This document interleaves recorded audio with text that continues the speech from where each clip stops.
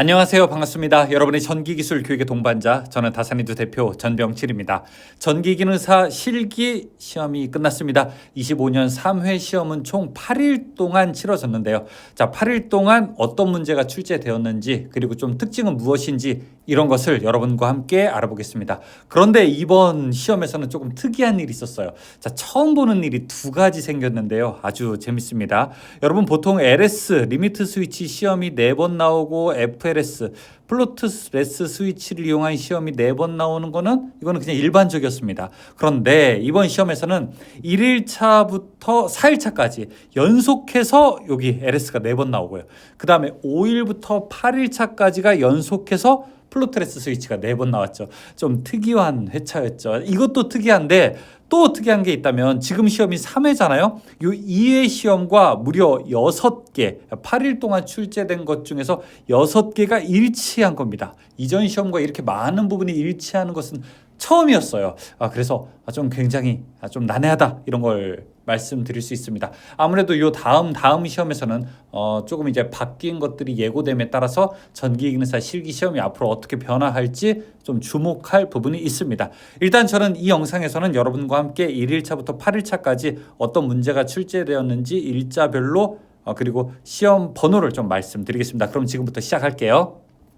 첫 번째 1일차입니다. 1일차는요 18번 문제가 출제되었습니다. 리미트 스위치를 이용한 회로죠. 마지막 번호인데 역시 MC1과 MC2를 이용한 이렇게 회로가 이렇게 대칭 구조인 회로가 바로 18번입니다. 마지막 번호가 출제되면서 자 그렇게 어렵지 않게 시험이 좀 출제가 됐습니다. 사실 1일차 시험에서 어려운 과제를 만나시는 분들은 상대적으로 심리적 부담이 조금 큰 그런 경우가 많았는데요. 1일차에는 그래도 시험 문제 중에서는 가장 평이한 이런 문제가 출제가 되었습니다.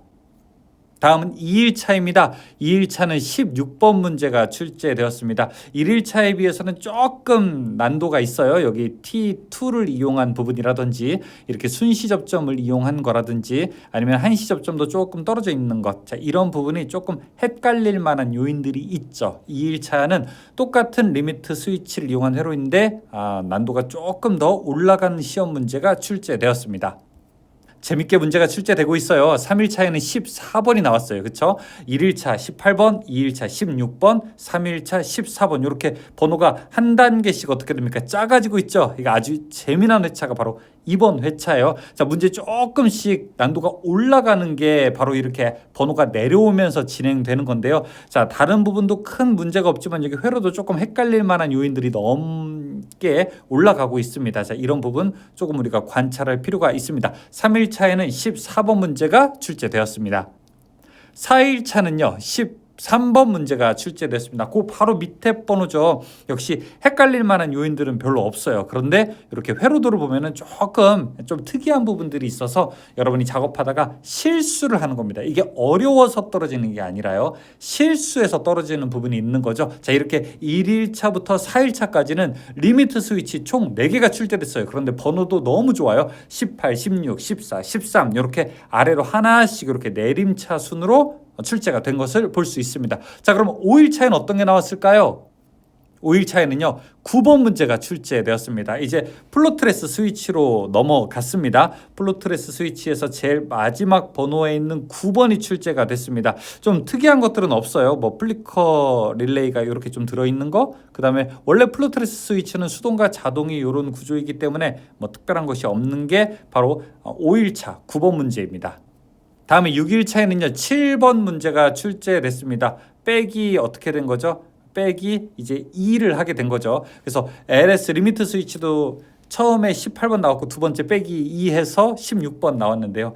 플로트레스 스위치도 처음에 9번 나오고 빼기 2 해서 이렇게 7번 문제가 출제됐습니다. 여기 타이머가 조금 더 헷갈리죠. 그쵸? 그리고 플리커 릴레이가 이 안에 들어가 있어서 조금 더 헷갈리고, 그리고 셀렉터 스위치의 수동 자동은 뭐 원래 이렇게 혼합되어 있으니까 큰 문제가 없습니다. 배관도도 일정하니까 자 여기서도 첫날에 비해서 조금 헷갈리는 부분이 있지만 역시 난도는 그다지 많이 올라가지 않았다. 이렇게 평가됩니다.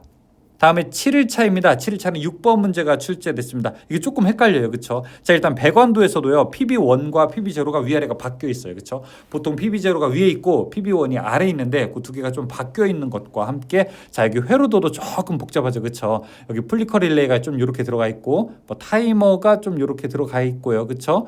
타이머가 또 여기도 이렇게 들어가 있어서 공통을 써야 되고요. 이게 공통치고는요. 6번이 좀 많이 헷갈리는 게 확실히 맞아요. 그렇죠? 그다음에 여기 타이머도 또 들어가 있고 여기 X 릴레이도 이렇게 들어가 있어서 자, 이거는 공통할 때 조금 헷갈릴 요인들이 더 있어요. 자, 이게 바로 7일차 6번 과제입니다. 자, 이 시험 좀 어려웠어요.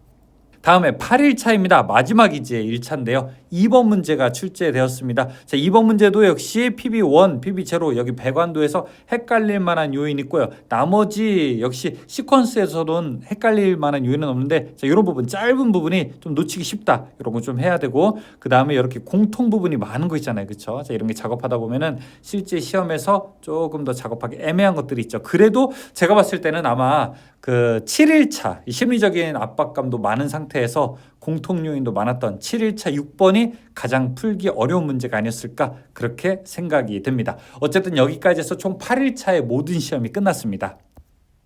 좀 특이한 시험이었어요. 플로트레스 스위치 4개, 리미트 스위치 4개가 출제됐는데 첫날부터 넷째 날까지 앞에서 몰아서 리미트 스위치 4개, 뒤에 몰아서 플로트레스 스위치가 4번 나온 거는 좀 특이한 회차였었죠. 자, 그래도 아마 차근차근 준비해 보신 분들 그리고 리미트 스위치와 플로트레스 스위치를 골고루 작업해 보신 분들에게는 그렇게 큰 어려운 문제는 아니었다고 생각이 듭니다. 자, 최선을 다하는 여러분에게 좋은 결과가 있기를 바랍니다. 이 관련된 내용들은 제가 또 더보기란을 잘 보시면 링크를 남겨드릴 테니까 다운받아서 사용하시기 바라겠습니다. 항상 다산에듀가 여러분의 합격과 함께 하겠습니다. 고맙습니다.